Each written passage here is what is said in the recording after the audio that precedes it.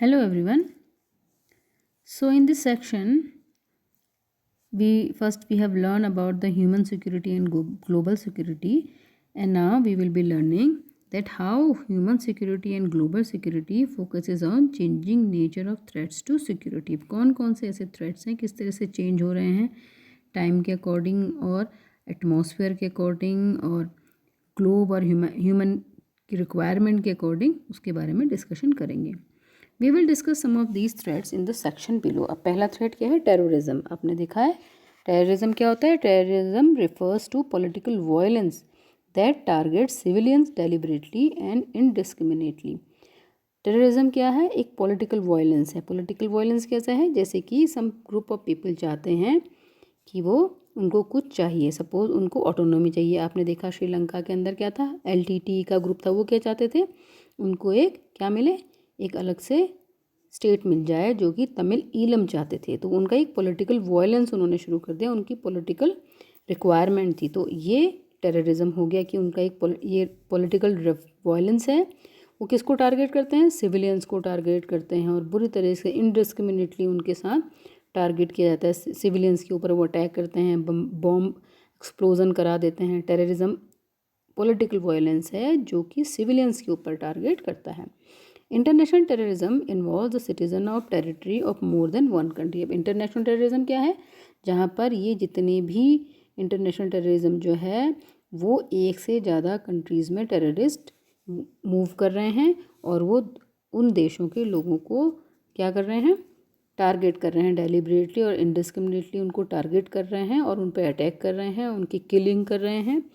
तो ये international terrorism हो गया. जैसे कि आपने देखा कि अफ़गानिस्तान के अंदर तालिबान्स थे और उन्होंने फिर अमेरिका में जा कर के अटैक किया, तो वो इंटरनेशनल टेररिस्ट हो गए. और इंडिया में भी उनका बहुत जगह हाथ रहा है. आपने देखा कि संसद के हमलों में था इनका, जो हमारे अफ़गानिस्तान के जो अटैक करते हैं, जो तालिबानी हैं, इन लोगों ने अटैक किया. फिर इस तरह से इंटरनेशनल टेररिज्म वो कर रहे हैं.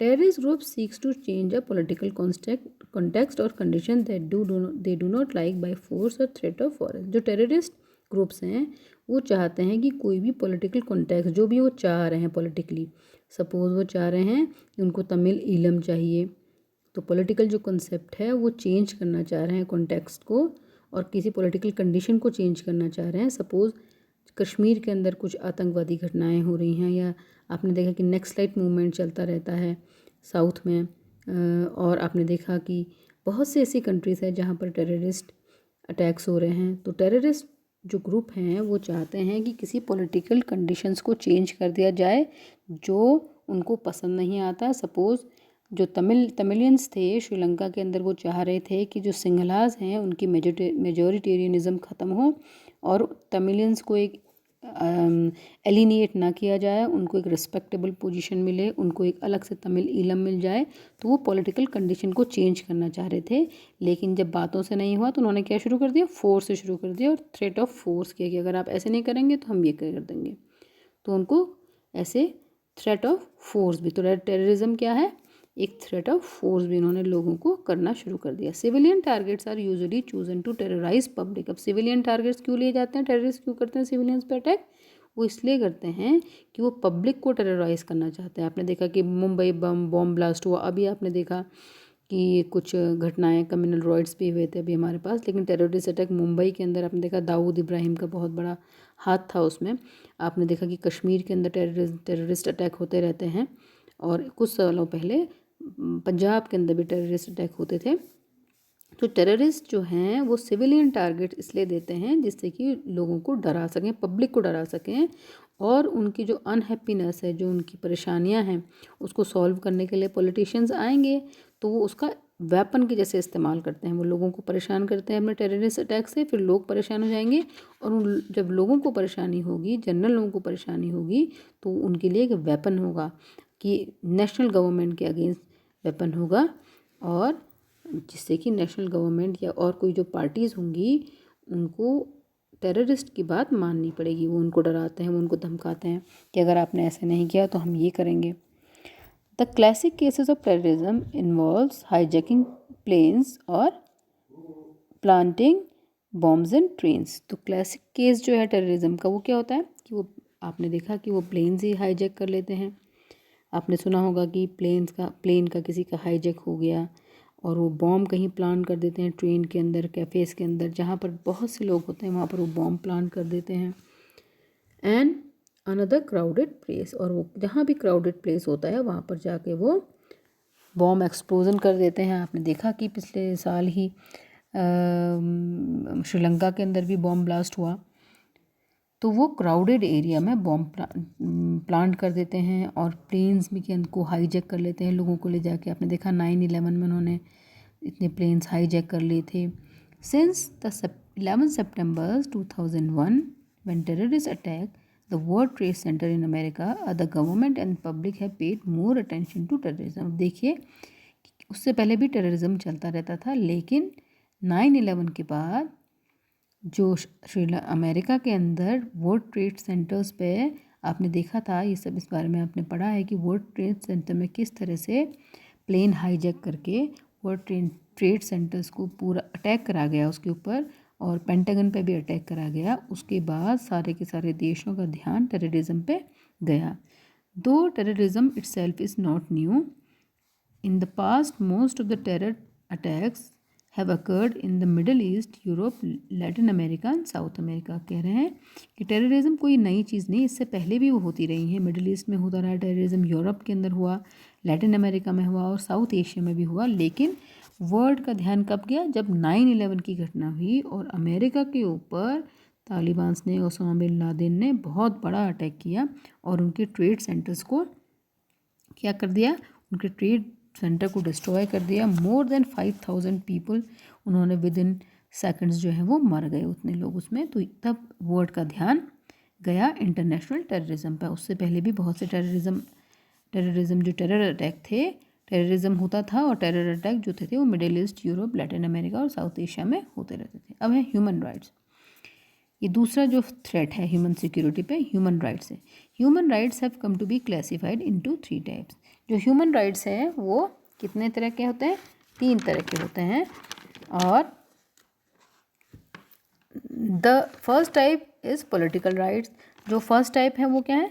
पॉलिटिकल राइट्स हैं। और इन 3 तरीक़ों में जो फर्स्ट टाइप है वो आपके हैं political rights. And second one है, जो सेकेंड टाइप है इकोनॉमिक एंड सोशल राइट, और थर्ड टाइप है राइट ऑफ कॉलोनाइज्ड पीपल और एथनिक और इंडिजीनियस माइनॉरिटी। तो देखिए जो 3 तरह के ह्यूमन राइट्स हैं उसमें फर्स्ट टाइप है पॉलिटिकल राइट। अब पॉलिटिकल राइट क्या है? पॉलिटिकल राइट के बारे में हम बात कर रहे हैं कि उनकी freedom of speech and freedom of assembly. हमको फ्रीडम ऑफ स्पीच जो है वो फ्रीडम ऑफ स्पीच है कि नहीं है, और किस तरह से उनको फ्रीडम ऑफ असेंबली मिली है कि नहीं मिली है। फ्रीडम ऑफ स्पीच नहीं होगा तो वो एक्सप्रेस नहीं कर पाएंगे। अगर किसी बात का, अगर गवर्नमेंट का विरोध करना चाह रहे हैं और गवर्नमेंट के लोग जो हैं उनको नहीं करने दे रहे हैं, उनको अरेस्ट कर ले रहे हैं, उनको अलग तरीके से बातचीत नहीं रखने दे रहे हैं, तो वहाँ पर ह्यूमन राइट का, पॉलिटिकल ह्यूमन राइट का वायलेशन हो रहा है। और ह्यूमन राइट क्या है? Human right are the basic rights and freedom that belong to every person in the world from birth till death. This is called the human rights। और political right क्या है? आपको वहाँ पर फ्रीडम ऑफ स्पीच नहीं मिल रही है, आप बात नहीं कर पा रहे, फ्रीडम ऑफ असेंबली नहीं हो पा रही, आप बातचीत, जुलूस नहीं निकाल पा रहे, बातचीत नहीं रख पा रहे, तो वहाँ पर आपके पॉलिटिकल ह्यूमन राइट का वायलेशन हो रहा है। सेकेंड टाइप पे क्या है? इकोनॉमिक और सोशल राइट। और तीसरे हैं राइट ऑफ कॉलोनाइज्ड पीपल और एथनिक और इंडिजीनियस माइनॉरिटी। जो लोग जो कॉलोनाइज्ड पीपल हैं उनके क्या राइट हैं, या एक तरह की एथनिक ग्रुप या इंडिजीनियस माइनॉरिटी एक जगह पर है, उनके क्या राइट हैं, उनके प्रॉपर राइट मिल रहे हैं कि नहीं मिल रहे हैं। तो these are the 3 types of human rights। While there is broad agreement on this classification, there is no agreement on which set of rights should be considered as universal human right or what the international community should do when rights are being violated। अब देखिए ये तो सबको पता है कि ये human right होने चाहिए, लेकिन इस बात में कोई भी एग्रीमेंट नहीं हुआ है कि which set of right should be considered human universal. कौन से ऐसे राइट हैं जिनको यूनिवर्सल ह्यूमन राइट मान लिया जाए कि सबके पूरे हो जाए, उनको पॉलिटिकल स्पीच सबको मिल जाए, यूनिवर्सल हो जाए वो, और उनको असेंबली की सबको पावर मिल जाए, और सबको जो है वो इकोनॉमिकली और सोशल राइट्स मिल जाएं, और किसी भी कॉलोनाइज और एथनिक राइट्स और माइनॉरिटी को प्रॉपर राइट मिल जाए। तो किसी इस बात पे कोई एग्रीमेंट नहीं है कि किस किस सेट ऑफ राइट जो है वो यूनिवर्सल राइट होने चाहिए, और what the international community should do when rights are being violated, और इंटरनेशनल कम्युनिटी को जब राइट का वायलेशन हो तो क्या करना चाहिए, ये भी क्लियर नहीं है। Since the 1990s, developments such as Iraq's invasion of Kuwait and genocide in Rwanda and the Indonesian military killing of people in East Timor has led the debate on whether or not the UN should intervene to stop human right abuse. तो देख रहे हैं कि आपने देखा कि human rights को universally ये एक्सेप्ट नहीं है कि जो है कौन, जब ह्यूमन राइट वायलेशन हो जाए तो क्या किया जाए, कोई क्या करें उसमें फिर।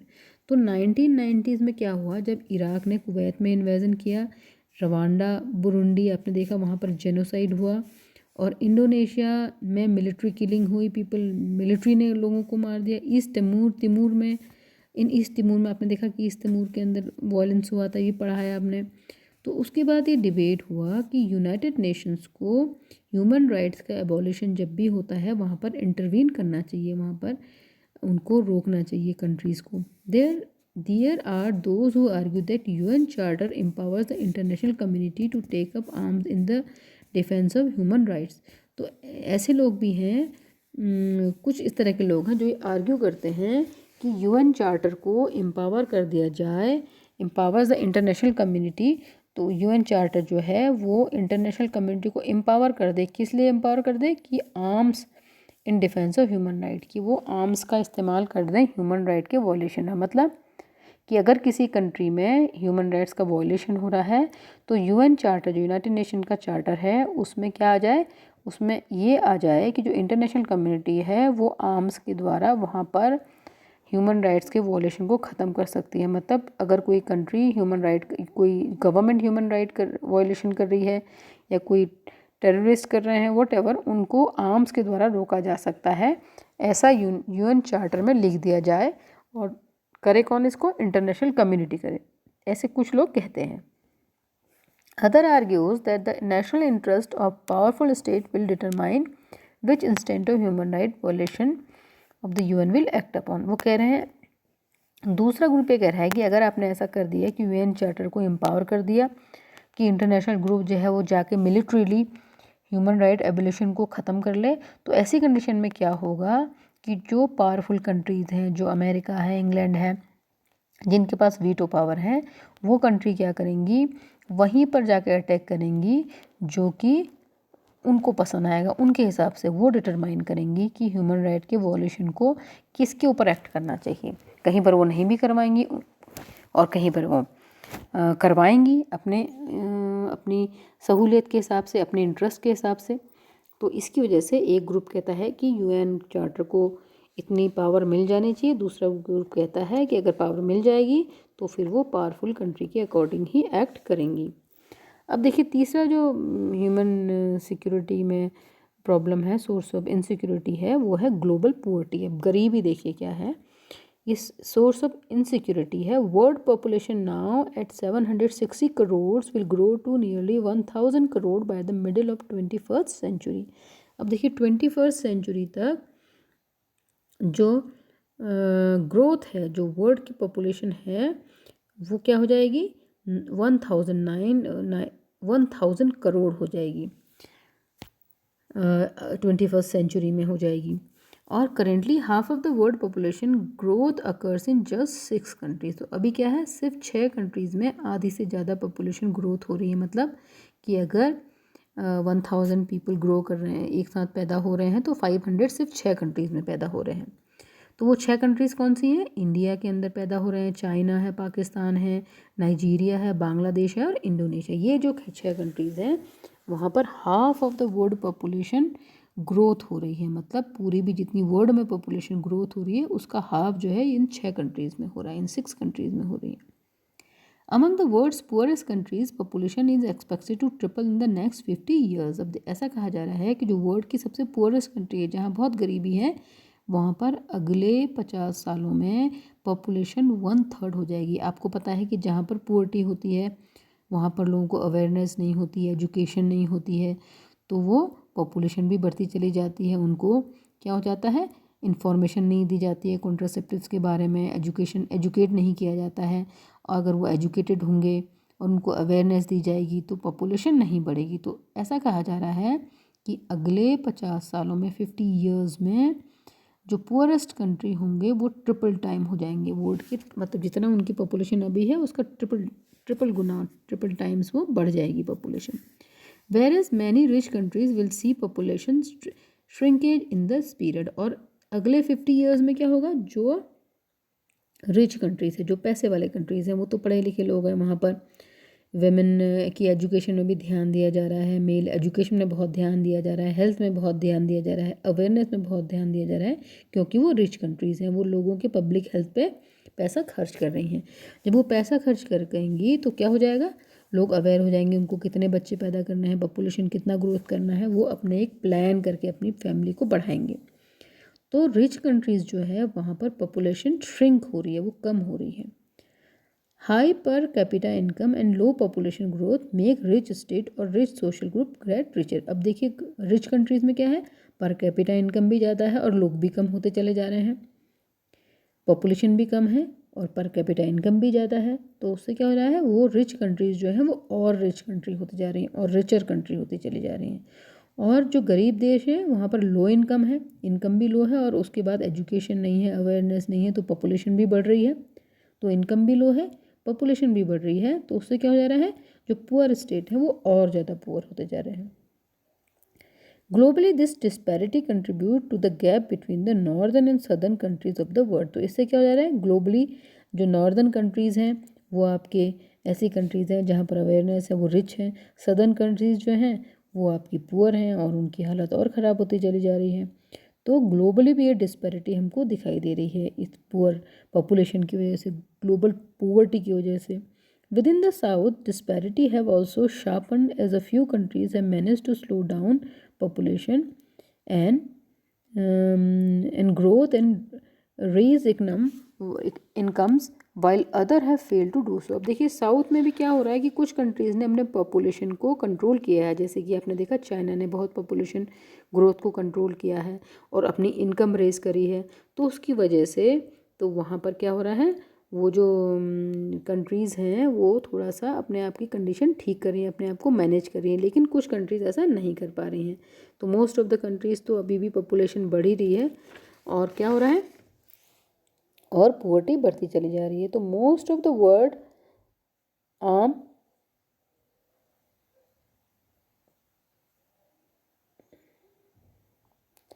Most of the world's arm conflict now take place in sub Sahara reason. तो देखिए अब क्या हो रहा है, पुअर्टी है, तो पुअर्टी की वजह से क्या हो रहा है, जो वर्ल्ड के जो आर्म्स कॉन्फ्लिक्ट हो रहे हैं वो कहाँ हो रहे हैं, सब सहारा अफ्रीका रीजन में हो रहे हैं। क्यों, क्योंकि ये पुअरेस्ट रीजन है वर्ल्ड का। अगर जहाँ पर गरीबी होगी तो वहाँ पर कॉन्फ्लिक्ट भी ज़्यादा होंगे। झगड़े क्यों होते हैं, झगड़े इसलिए होते हैं कि हमें रीजन चाहिए, हमें मनी चाहिए, सेटिस्फेक्शन नहीं है और लोगों के पास खाने के लिए नहीं है, तो अपनी एरिया, रीजन, एथनिसिटी जहाँ पर इनसिक्योरिटी लगी वहाँ पर कॉन्फ्लिक्ट होते हैं।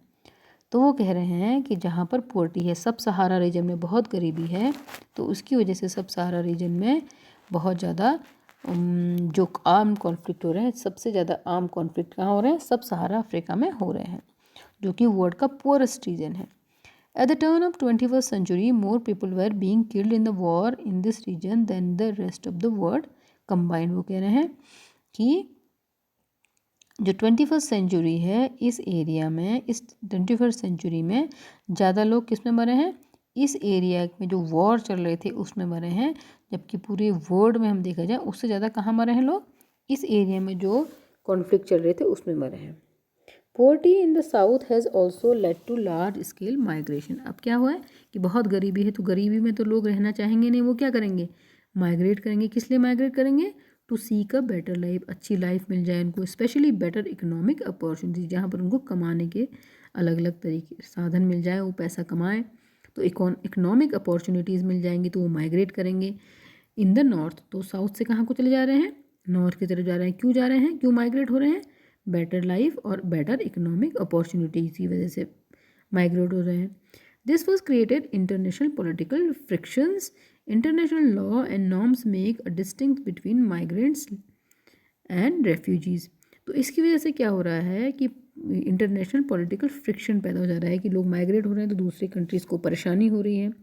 तो पॉलिटिकल एक जो कंट्रीज़ हैं, एक कंट्री दूसरी कंट्री से पॉलिटिकली प्रॉब्लम्स शुरू हो जा रही हैं। वो कह रहे हैं आपकी कंट्रीज़ के लोग हमारे वहाँ माइग्रेट हो रहे हैं, अच्छी बात नहीं है, उनको अपने कंट्रीज़ को भी देखना है। तो इस वजह से पॉलिटिकल फ्रिक्शंस हो जा रहे हैं। अब देखिए, जो इंटरनेशनल लॉ एंड नॉर्म्स हैं वो माइग्रेंट्स को रेफ्यूजीज से अलग करते हैं। माइग्रेंट्स कौन है? माइग्रेंट्स वह हैं जो वॉलंटरीली जा रहे हैं अपने कंट्रीज़ को, जो कि खुद अपनी इच्छा से जा रहे हैं, अपनी मर्ज़ी से जा रहे हैं। क्यों जा रहे हैं? To seek a better life और फॉर बेटर इकोनॉमिक अपॉर्चुनिटीज़, इसलिए जा रहे हैं माइग्रेंट्स। एंड रेफ्यूजीज़ कौन है? रेफ्यूजीज़ हैं those who flee from war, जो वॉर की वजह से जाते हैं। आपने देखा कि सीरियन रेफ्यूजीज़ का नाम आपने बहुत सुना होगा। सीरियन रेफ्यूजीज़ का है जहाँ सीरिया में इतना वॉर चल रहा है, तो सीरिया के लोगों को रेफ्यूजी बन के जाना पड़ रहा है। उनकी कंट्री में तो कॉन्फ्लिक्ट चल रहा है, सिविल वॉर चल रहा है बुरी तरीके से। तो वो लोग who flee from war refugee हैं, जो कि वॉर की वजह से जाते हैं, एंड नेचुरल डिज़ास्टर की वजह से भी जाना पड़ता है, और पॉलिटिकल परसिक्यूशन की वजह से जाना पड़ता है। कोई दूसरे कंट्री आके, दूसरे लोग आके उनको पॉलिटिकली परसिक्यूट करते हैं, उनको पनिशमेंट दे रहे हैं उनको, इसकी वजह से भी लोग वहाँ से भाग जाते हैं। और आपने देखा कि बहुत से जो रेफ्यूजीज़ के नाम आपने सुने होंगे, बहुत से रेफ्यूजीज़ हैं। हमारे वहाँ भी बोला जाता है कि बांग्लादेशी रेफ्यूजीज़ हमारे वहाँ आए, आपने सुना होगा। तो इस तरह से बहुत से रेफ्यूजीज़, सीरियन रेफ्यूजीज़ के बारे में आपने सुना है। तो ये रेफ्यूजीज़ चले जाते हैं, और माइग्रेंट जो हैं जो विलिंगली जा रहे हैं, जो वॉलंटरीली जा रहे हैं, उनको कोई फोर्स नहीं है। States are generally suppose to accept refugees but they do not have to accept migrants. इसको स्टेट को क्या करना चाहिए? अलग अलग कंट्रीज़ को, अब किसी कंट्री में वॉर चल रहा है तो रेफ्यूजीज़ की तो आपको हेल्प करनी चाहिए। रेफ्यूजी मर्जी से तो नहीं आ रहे ना, रेफ्यूजीज़ ले आ रहे हैं। आपने देखा कि सीरियन रेफ्यूजीज़ आ रहे थे तो सारे के सारे यूरोपियन कंट्रीज़ ने उनको मना कर दिया था, फिर बाद में उनको फोर्सफुली अपने कंट्रीज़ में एक्सेप्ट करना पड़ा। तो रेफ्यूजीज़ को कंट्रीज़ एक्सेप्ट करती हैं, लेकिन माइग्रेंट्स को एक्सेप्ट वो नहीं करती। While refugees leave their country of origin, people who had fled their homes but remain within national borders are called international displaced people। अब देखिए, कुछ लोग ऐसे हैं, रेफ्यूजीज तो अपना कंट्री छोड़ के चले जा रहे हैं, लेकिन कुछ लोग ऐसे हैं जो कि अपनी जगह से, अपने घरों से चले गए हैं, लेकिन अपनी नेशनल बॉर्डर पे ही रहे हैं, एक ही कंट्री के अंडर ही रहे हैं, एक जगह से चले गए पर दूसरी जगह रह गए, तो उनको बोला जाता है इंटरनली डिस्प्लेस्ड पीपल। मतलब अपने ही कंट्री के अंदर उनको वो डिस्प्लेस हुए हैं एक जगह से। तो आपके पास एग्जांपल क्या है? कश्मीरी पंडित का। कश्मीरी पंडित कहाँ रहते थे? कश्मीर में रहते थे, लेकिन कश्मीर में क्या था?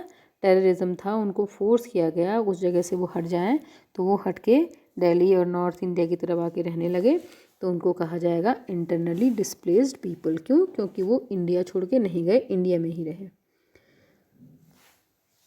तो कश्मीरी पंडित that fled the violence in the Kashmir Valley in early 90s are an example of an internally displaced community। ये example आपका आ गया।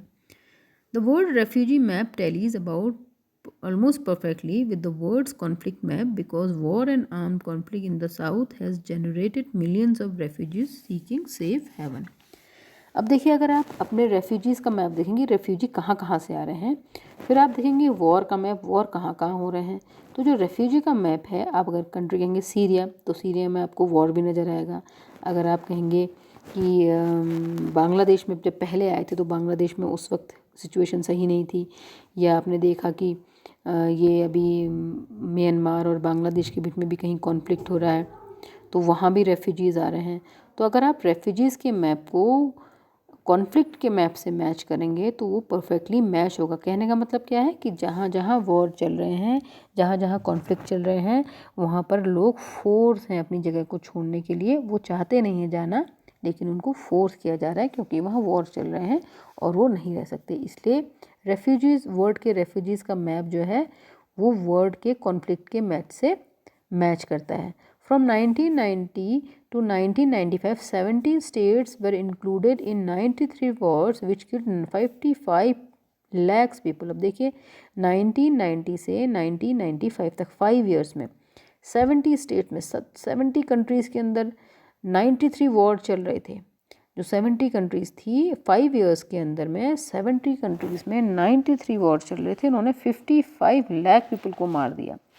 तो as a result individual and families and at times whole community have been forced to migrate because of the generalized fear of violence and due to destruction of livelihood। तो इस condition में क्या हुआ कि पूरी की पूरी कम्युनिटी, फैमिलीज़, इंडिविजुअल सब के सब घर छोड़ के चले गए, क्योंकि वो समझते हैं कि हमें तो बचना है, बचने के लिए गए।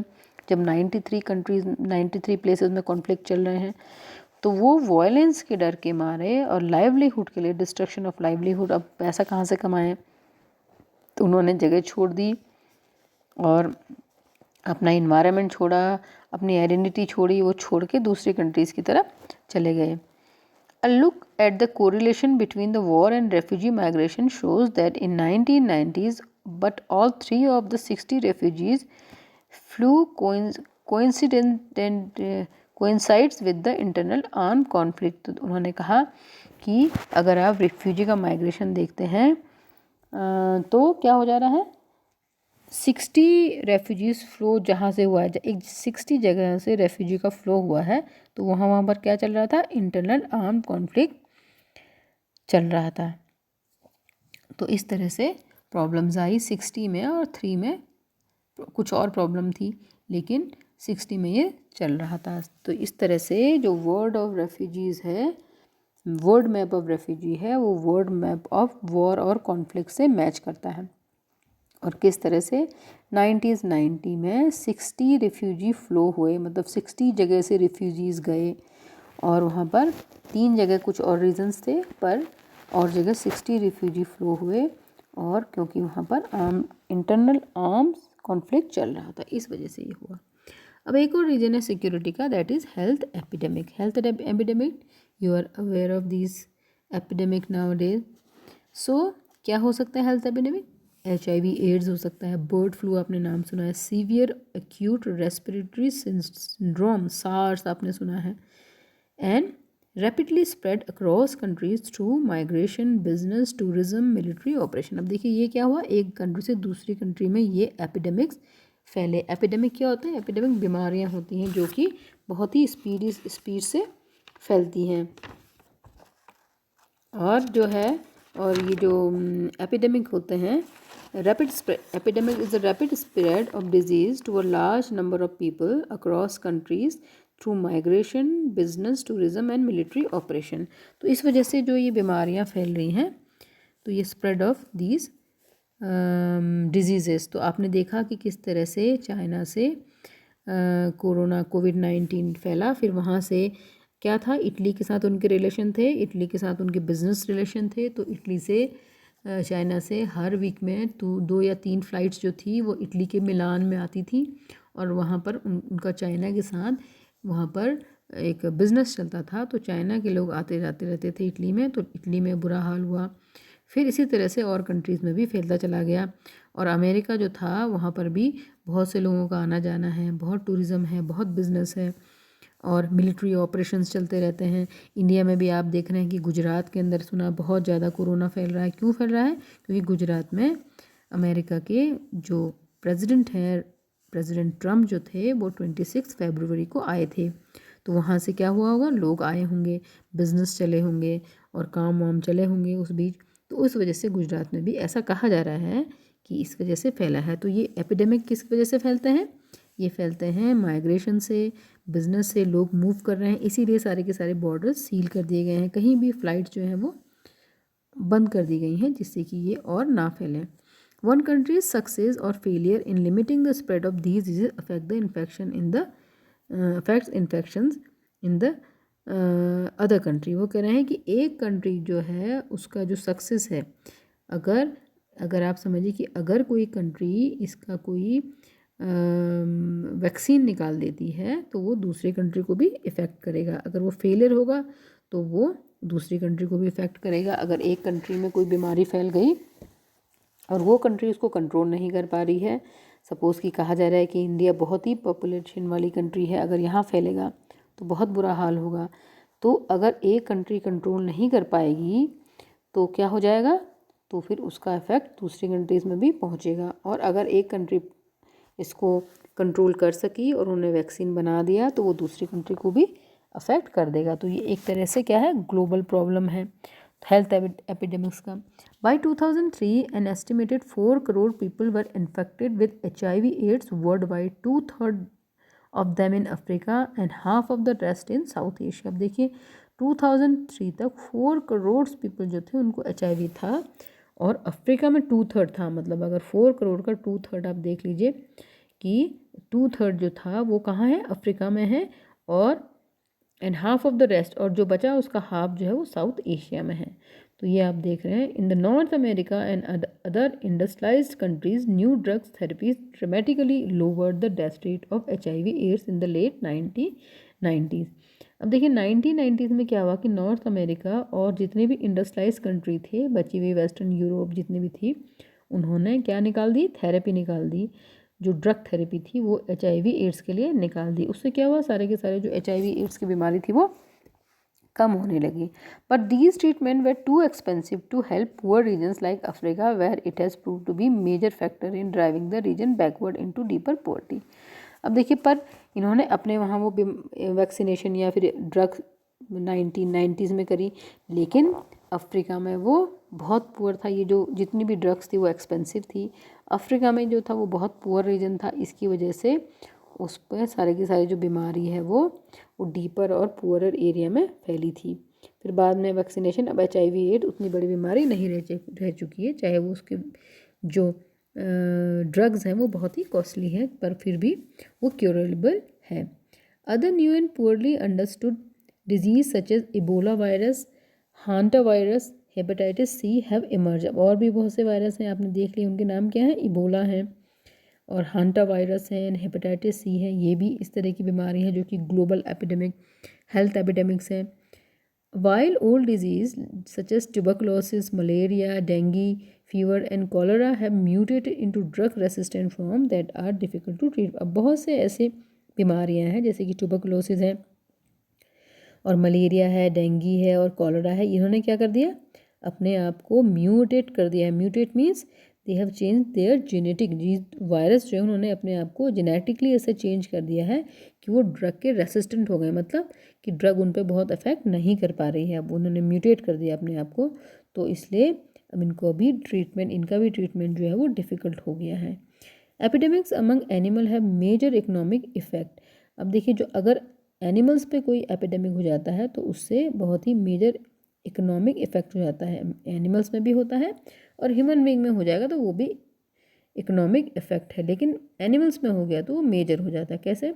Since the late 1990s Britain have lost billions of dollars of income during an outbreak of mad cow disease। अब देखिए, आपको पता है एक डिजीज़ थी, बीफ की डिजीज़ है मैड काउ डिजीज़, और उसमें ब्रिटेन को बिलियंस ऑफ डॉलर्स उन्होंने उनके ख़त्म हो गए। क्यों? क्योंकि उनको सारी गायों को मारना पड़ा, क्योंकि वो सारी की सारी गायें बीमार थी। और बर्ड फ्लू के समय bird flu shut down supplies of poultry exports from several Asian countries. और बर्ड फ्लू के समय क्या हुआ कि जो पोल्ट्री सप्लाई थी एशियन कंट्रीज़ से वो दूसरे कंट्रीज़ ने बंद कर दी। उनको लगा कि एशिया से जो पोल्ट्री आ रही है, जो चिकन आ रहा है, उसमें बर्ड फ्लू हो सकता है, इसलिए उन्होंने यहाँ से लेना ही बंद कर दिया। तो ये क्या हुआ, बहुत ही बड़ा इकोनॉमिक इफेक्ट पड़ जाता है लोगों की इकोनॉमिक कंडीशन पे, कंट्री की इकोनॉमिक कंडीशन में। Such epidemics demonstrate the growing interdependence of state, making their borders less meaningful than in the past and emphasize the need of international cooperation। अब देखिए, इस तरह के जो एपिडेमिक्स हैं वो क्या करते हैं, ये बताते हैं कि जो कंट्रीज़ हैं वो आपस में इतनी इंटरडिपेंडेंस है, इतने ज़्यादा एक दूसरे पे डिपेंडेंट हैं कि उनकी बॉर्डर्स की कोई वैल्यू नहीं रह जाती। क्योंकि अगर फ्लू जा रहा है तो वो किसी भी बॉर्डर से, वो फ्लू जो है, जो वायरस है, बैक्टीरिया, वो किसी बॉर्डर को नहीं पहचानता, वो लोगों को नहीं पहचानता, एथनिसिटी को नहीं पहचानता है। तो इससे क्या है कि हमको आपस में कोऑपरेशन से रहना चाहिए। अगर हम कोऑपरेट करेंगी, कंट्रीज़ आपस में कोऑपरेट करेंगी तो वो हेल्थ एपिडेमिक्स को ख़त्म कर सकती हैं। अब आपने देखा कि कोरोना वायरस में इस तरह से आया था कि किसने फैलाया और इसने फैलाया, उस कम्युनिटी ने फैलाया, इंडिया के अंदर इस तरह की बातें हो रही थी। पर ये किसी कम्युनिटी, किसी कास्ट, क्रीड, रिलीजन, जो वायरस है न बॉर्डर, किसी भी चीज़ को नहीं पहचानता, किसी को भी ये हो सकता है। तो ऐसे में ज़रूरत क्या है कि सारे के सारे लोग जो है with in a country, with in internationally, सारे के सारे लोगों को क्या करना चाहिए, आपस में कोऑपरेशन से रहना चाहिए और मिलकर आइसोलेशन या क्वारंटीन और वट एवर जो भी बताए जा रहे हैं, जो गवर्नमेंट बता रही है, जो WHO बता रहा है, उसको फॉलो करें और बीमारी को अपने आप को बचाए रखें। Expansion of concept of the security does not mean that we can include any kind of disease or distress in the ambit of security। वो कह रहे हैं कि कॉन्सेप्ट ऑफ सिक्योरिटी को एक्सपेंड करने का मतलब ये नहीं है कि हम किसी भी तरह की बीमारी और किसी भी तरह की डिस्ट्रेस को, दुख को हम क्या करें, सिक्योरिटी के स्कोप में, सिक्योरिटी के रीच में हम डाल दें। इसका मतलब एम्बिट्स मीन स्कोप, रीच और लिमिट्स, हम उसमें डाल दें। इसका मतलब कुछ भी हम सिक्योरिटी के अंदर डाल दें। अगर हम ऐसा करेंगे the concept of security tend to lose its coherence. अगर हम ऐसा करेंगे तो सिक्योरिटी का जो कॉन्सेप्ट है वो इसका लॉजिकल और कंसिस्टेंस को अफेक्ट करेगा, उसकी वैल्यू नहीं रहेगी, लॉजिकल वैल्यू नहीं रहेगी। Coherence means the quality of being logical and consistent. तो जो सिक्योरिटी का कॉन्सेप्ट है वो लॉजिकल और कंसिस्टेंट नहीं रहेगा, फिर हर चीज़ अगर हम डालते ही रहेंगे तो everything could become a security issue. अगर हर चीज़ जो है वो सिक्योरिटी इशू हो जाएगा। To qualify as a security problem, तो किसी भी चीज़ को सिक्योरिटी प्रॉब्लम में डालें और नहीं डालें, कैसे डालें, उसको करने के लिए therefore an issue must share a minimum common criteria. तो कोई भी इशू को डालने के लिए कम से कम एक मिनिमम कॉमन क्राइटेरिया होना चाहिए। जैसे कि से of threatening the very existent of referent. वो कह रहे हैं कि किसी भी जो रेफरेंट है, वो सोसाइटी है, वो स्टेट है, वो इंडिविजुअल है, वो कम्युनिटी है, ये रेफरेंट कौन है, जिनको ये इफेक्ट कर रही है। तो वो कौन हो सकते हैं, वो स्टेट हो सकता है, इंडिविजुअल हो सकता है, ह्यूमन हो सकते, ग्लोबल जो ह्यूमन काइंड है, वो सारे के सारे हो सकते हैं। तो अगर उनके एग्जिस्टेंट को थ्रेटन कर रहा है, वो उनको खतरा पहुंचा रहा है, उनकी एग्जिस्टेंट ही मुश्किल हो पा रहा है, तो थ्रू दो the precise nature of its threat may be different. तो किसी को भी इनके एग्जिस्टेंट को थ्रेटन कर रहा है तो उनको कहाँ डालना चाहिए, सिक्योरिटी के क्राइटेरिया में डाल देना चाहिए उन चीज़ों को जो वेरी एग्जिस्टेंस है उसको थ्रेटन कर रहा है, जो उनके एग्जिस्टेंस में ही खतरा पहुंचा दे रहा है। तो उन चीज़ों को सिक्योरिटी के कॉन्सेप्ट में डालना चाहिए, उनके बारे में सोचना चाहिए। फॉर एग्जाम्पल द मालदीव्स में feel threaten by global warming because a big part of territory में be submerge within the rising sea level. वो कह रहे हैं कि जो प्रिसाइज नेचर है किसी भी थ्रेट का, मतलब किसी भी थ्रेट का जो प्रिसाइज नेचर है वो अलग अलग हो सकता है। कैसे हो सकता है अलग अलग, कि सपोज़ अगर कोरोना जो है वो इटली में प्रॉब्लम कर रहा है या चाइना में प्रॉब्लम कर रहा है, तो हो सकता है कि अफ्रीकन कंट्रीज़ में उतना ना करें। तो ये कोई भी थ्रेट है वो डिपेंड करेगा कि वो किसी जगह के लिए ज़्यादा खतरनाक है और किसी जगह के लिए कम खतरनाक है। जैसे मालदीव्स का जो है उनमें ये मालदीव्स के ये खतरा है कि ग्लोबल वार्मिंग बढ़ने के साथ ही मालदीव्स की जो बहुत बड़ी टेरिटरी है वो पानी में सबमर्ज हो जाएगी। तो ये मालदीव्स के लिए ग्लोबल वार्मिंग बहुत बड़ा खतरा है। तो हो सकता है कि और जगहों के लिए उतना बड़ा खतरा ना हो। वो तो मालदीव्स का वेरी एग्जिस्टेंस ही ख़त्म हो जा रहा है, मालदीव्स ही नहीं रहेगा। तो मालदीव्स के लिए ये बहुत बड़ा सिक्योरिटी प्रॉब्लम है, बहुत बड़ा सिक्योरिटी प्रॉब्लम है ग्लोबल वार्मिंग। तो और कंट्रीज़ के लिए चाहे इतना ना हो। Whereas for countries in south Africa, अब अगर आप साउथ अफ्रीकन कंट्रीज़ में हैं तो HIV AIDS poses a serious threat as 1 of the 6 adults have the disease, 1 in 3 for Botswana and worse case. वो कह रहे हैं अगर आप साउथ अफ्रीकन कंट्रीज़ में हैं, साउथ अफ्रीकन कंट्रीज़ के लिए सबसे बड़ा खतरा क्या है, HIV एड्स है, क्योंकि हर 6 लोगों में से एक पर्सन को HIV एड्स है, हर 6 में से एक एडल्ट को एड्स है। और बोत्सवाना में तो हर 3 में से एक पर्सन को, 33% पीपल, आप समझ सकते हैं कि 33% पीपल को क्या है, एड्स है। तो ये बहुत ही सीवियर कंडीशंस हैं। तो वहाँ पर क्या होना चाहिए, ये उनके लिए क्या प्रॉब्लम आ गई, साउथ अफ्रीकन कंट्रीज़ के लिए, साउथ अफ्रीकन कंट्रीज़ के लिए एड्स बहुत बड़ा प्रॉब्लम है। लेकिन मालदीव्स के लिए क्या है, ग्लोबल वार्मिंग है। In 1994, the Tutsi tribe in Rwanda fears a threat to its existence as nearly 5 lakh of its people were killed by a rival Hutu tribes in the matter of week. अब देखिए, अब Tutsi tribe में क्या हुआ, Rwanda के अंदर, Rwanda एक country है, वहाँ पर दो ट्राइब्स हैं, तुत्सी और हुतू, ये भी आपने कहीं पढ़ा हुआ है। तो हुतू ट्राइब्स ने तुत्सी ट्राइब्स को एक हफ्ते के अंदर 5 लाख पीपल मार दिए। तो वहाँ पर क्या हो गया, जो एथनिक वायलेंस है वो बहुत बड़ा उनके लिए सिक्योरिटी रीज़न है, बहुत ही बड़ा सिक्योरिटी का पॉइंट है कि यहाँ पर ध्यान दिया जाए। मतलब कि हर जगह के लिए जो सिक्योरिटी का जो नेचर है, प्रिसाइज नेचर है, वो अलग कंट्रीज़ के लिए अलग अलग हो सकता है। तो this shows that non traditional conception of security like the traditional concept of security vary according to the local concept context. वो कह रहे हैं कि जैसे जो non traditional concept of security है वैसे ही है जैसे कि ट्रेडिशनल कॉन्सेप्ट ऑफ सिक्योरिटी वो लोकल कॉन्टेक्स्ट के अकॉर्डिंग चेंज होता जा रहा था। जहाँ पर जो प्रॉब्लम है, आपने देखा कि साउथ अफ्रीकन कंट्रीज़ और एशियन कंट्रीज़ में नेबर का प्रॉब्लम था, ईस्टर्न को यूरोप में कुछ और प्रॉब्लम्स चल रहा था, उनके इंटरनल सिविल वॉर्स नहीं थे, कोल्ड वॉर के समय सिचुएशन अलग थी। तो अलग अलग कंट्री की सिचुएशन अलग अलग थी external traditional concept of security में। ऐसे ही non traditional concept of security जो है वो भी अलग अलग जगह के अकॉर्डिंग, अलग अलग सिचुएशन के अकॉर्डिंग वहाँ पर उनको जो कॉन्सेप्शन ऑफ सिक्योरिटी है वो चेंज कर रहा है, वो वेरी कर रहा है। जैसे मालदीव्स में आपका ग्लोबल वार्मिंग है, रवांडा में आपका एथनिक वायलेंस है, और साउथ अफ्रीका में आपका हेल्थ एपिडेमिक्स प्रॉब्लम्स है। तो this completes your this part of chapter, that is that is new sources of threat. Thank you, have a nice day.